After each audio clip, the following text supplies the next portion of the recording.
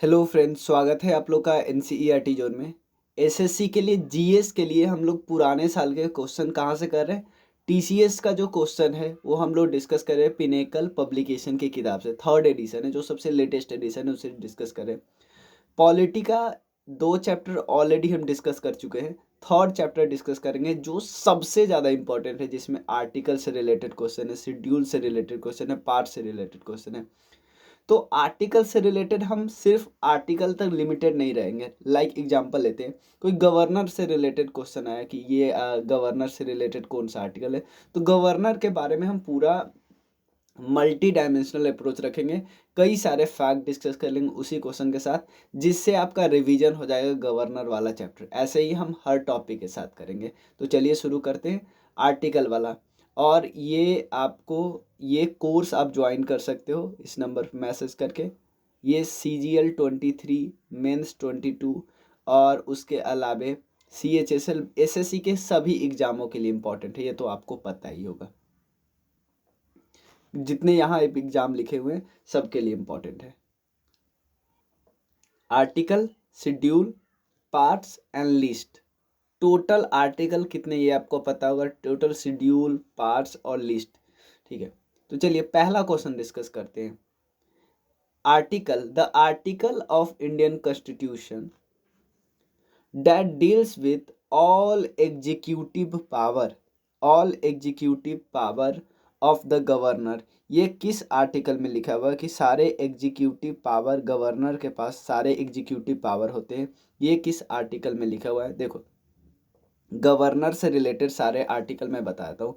Starting में 153 article है। ये आर्टिकल सिंपल बताता है कि हर स्टेट के पास एक गवर्नर होता है। लेकिन उसके बाद आपको पता है कि एक अमेंडमेंट किया गया। अमेंडमेंट कब किया गया? 1956 में, 7th कॉन्स्टिट्यूशनल अमेंडमेंट एक्ट के बाद। इसमें बोला है कि एक गवर्नर एक से ज़्यादा स्टेट में रह सकते हैं या एक से ज़्यादा यूटी में रह सकते हैं। उसके बाद आर्टिकल 154 बोलता है कि सारा एग्जीक्यूटिव पावर इन्हीं के पास होगा, स्टेट का। ठीक है, तो यही क्वेश्चन पूछा है। लेकिन 155 बोला है कि गवर्नर का अपॉइंटमेंट कौन करता है? प्रेसिडेंट साहब। एक चीज़ याद रखिए, गवर्नर का अपॉइंटमेंट प्रेसिडेंट साहब करते हैं। और गवर्नर के अपॉइंटमेंट के लिए बेसिक क्वालिफिकेशन कितनी होनी चाहिए? 35 ईयर होनी चाहिए। ये 157 आर्टिकल में लिखा है। क्या क्वालिफिकेशन होनी चाहिए। उसके अलावा गवर्नर जो होगा वो पोस्ट हमने कहाँ से बोरो किया है? पिछले वीडियो में हमने किया, वो बोरो हमने किया है गवर्नमेंट ऑफ इंडिया एक्ट 1935 से। लेकिन गवर्नर का अपॉइंटमेंट कैसे होगा? क्योंकि गवर्नर के अपॉइंटमेंट से क्या पता चलता है? सेंटर का स्ट्रांगनेस पता चलता है। फेडरल सिस्टम में सेंटर स्ट्रांग है ना, और ये सेंटर स्ट्रांग वाला पॉइंट हमने कहाँ से लिया है? मैंने बताया ना, कनाडा से लिया है। जब भी आप सेंटर को स्ट्रांग करोगे हमारे फेडरल सिस्टम में, तो वहाँ पे कनाडा अपने आप आ जाएगा। तो ये कनाडा से बोरो किया, ये भी हम याद रखना है। और गवर्नर का जो अपॉइंटमेंट होता है ये तो प्रेसिडेंट साहब करते हैं। गवर्नर बहुत सारे पार्डन रिप्राई भी दे सकता है, ये भी हमें पता है। चीफ मिनिस्टर को अपॉइंट करते, ये भी पता है। एडवोकेट जनरल को अपॉइंट करते, ये भी पता है। काफ़ी कुछ इनसे रिलेटेड पता है। चलिए,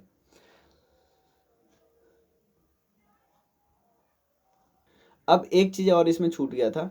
शपथ इनका होता है ना, इनको चुना गया, शपथ ग्रहण समारोह होगा ना। तो जिस तरह प्रेसिडेंट साहब का चुनाव होने के बाद CJI शपथ ग्रहण कराते, चीफ जस्टिस ऑफ इंडिया, तो ये यहाँ अगर गवर्नर साहब को chief justice of state high court ये करवाते, याद रखना। सेकंड क्वेश्चन है, यूनियन पब्लिक सर्विस कमीशन किस पार्ट्स में प्रोवाइडेड है? ये पार्ट 14 में दिया है, तो ये याद रख सकते हैं। पार्ट 14 आर्टिकल कहाँ से कहाँ तक है? आर्टिकल 315 से लेके 323 के बीच है। और उसके अलावा 323A भी तो आपको पता ही होगा। 323 और 323B ये अबाउट है ट्रिब्यूनल। ठीक है ना, तो ट्रिब्यूनल का कौन सा पार्ट है? पार्ट 14A, याद रखिएगा, पार्ट 14A, मतलब XIV 14A। चलिए, which article of the Indian constitution deals with union executive? ये आर्टिकल 52 से 78 के बीच दिया होता है यूनियन एग्जीक्यूटिव। यूनियन एग्जीक्यूटिव किस पार्ट में है? पार्ट 5 में। तो पार्ट 6 में क्या है? स्टेट एग्जीक्यूटिव, याद रखना है, ठीक है ना। पार्ट 1 तो आपको पता ही है, स्टेट ड्यूटी के बारे में। Part 2 citizenship, part 3 fundamental right, part 4 DPSP, part 4A fundamental duties, ठीक है ना। और पार्ट 4A किस आर्टिकल में? 51A आर्टिकल में, याद रखिएगा। तो 52 से 78 इसमें किस किस यूनियन एग्जीक्यूटिव की बात करेंगे तो कौन कौन होते हैं इनमें?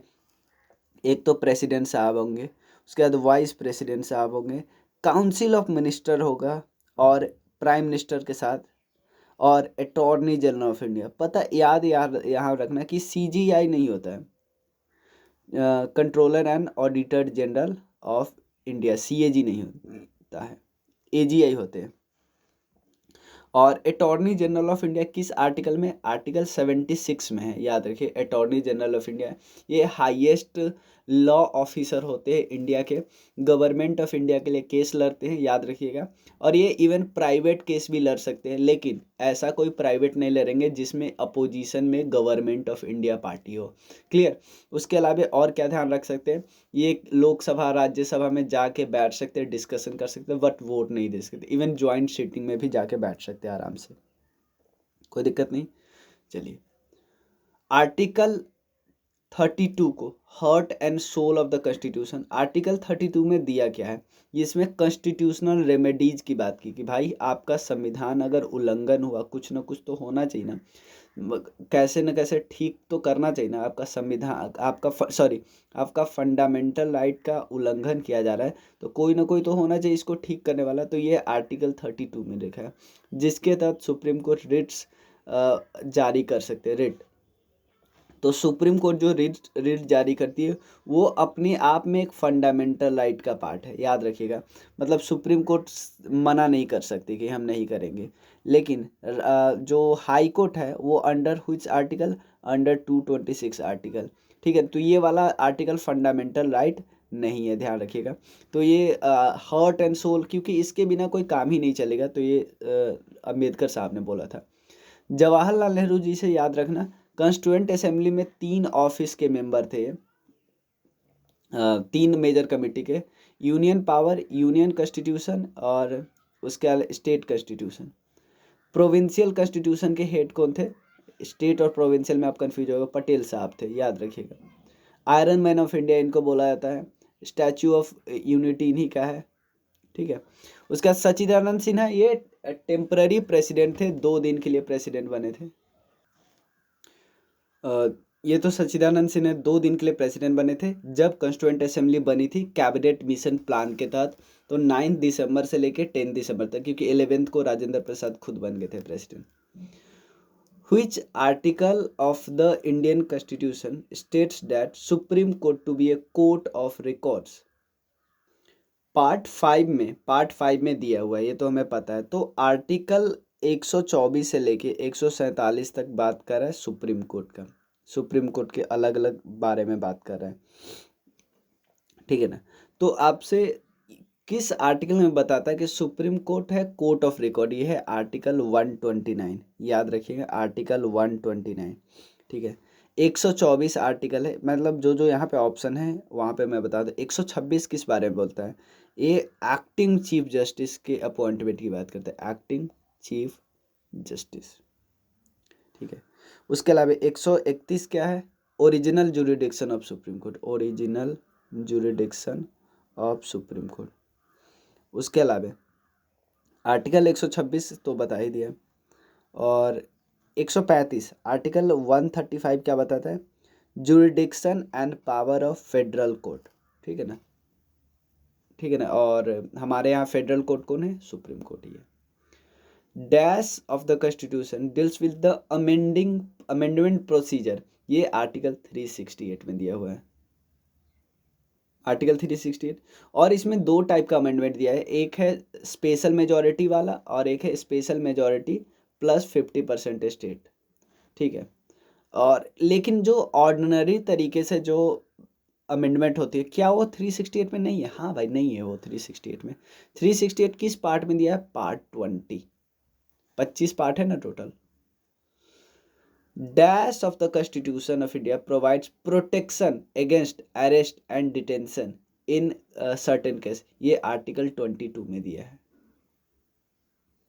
ठीक है, तो एक चीज आप मुझे बता सकते हो कि भाई ये दोनों के लिए सिर्फ इंडियन के लिए है भाई, 15, 16, 19, 29, 30, ये फंडामेंटल राइट है ना, ये सिर्फ इंडियन के लिए, बाकी सब इंडियन के लिए, एलियन के लिए भी है, मतलब बाहरी लोगों के लिए भी है, ये भी याद रखिएगा। आर्टिकल 25 में क्या लिखा हुआ है कि आप प्रोफेस कर सकते हैं, प्रैक्टिस कर सकते हैं, प्रोपागेट कर सकते हैं किसी पर्टिकुलर रिलीजन का, ठीक है ना। आर्टिकल 23 में लिखा है जो ह्यूमन ट्रैफिकिंग से रिलेटेड जो चीज़ होता है वो इसमें लिखा हुआ है, ह्यूमन ट्रैफिकिंग से रिलेटेड है। उसके बाद आर्टिकल 20 तो पता ही है, प्रोटेक्शन देता है किसी कन्विक्शन एंड ऑफेंस के रिस्पेक्ट में, कि न आपको कानून में जो लिखा है वही सज़ा मिलेगा, और जिस समय आपने जुर्म किया उस समय जो सज़ा लिखा था वही मिलेगा, ऐसा नहीं कल नया कानून बन जाए और उसमें नया सज़ा लिख जाए। तीनों लिस्ट कहाँ दिया है, ये किस में दिया है, 7th शेड्यूल में दिया है, 7th शेड्यूल में, याद रखिएगा। 3 लिस्ट है ना, यूनियन लिस्ट। यूनियन लिस्ट में टोटल कितने सब्जेक्ट है, पहले था शुरुआत में 97, अब 98 है। स्टेट लिस्ट की बात करें तो शुरुआत में कितना था, 66, अब है 59। कनकरेंट लिस्ट की बात करें तो शुरुआत में 47 था, अब है 52, ये याद रखिएगा, ठीक है। अब आर्टिकल 248 इंपॉर्टेंट है, याद रखना कि ये क्लियरली लिखता है कि पार्लियामेंट के पास एक्सक्लूसिव पावर होता है उस सब्जेक्ट में कानून बनाना जो इन दोनों में नहीं है, मतलब यूनियन लिस्ट में पार्लियामेंट एक्सक्लूसिव कानून बना सकता है, आर्टिकल 248 में दिया है।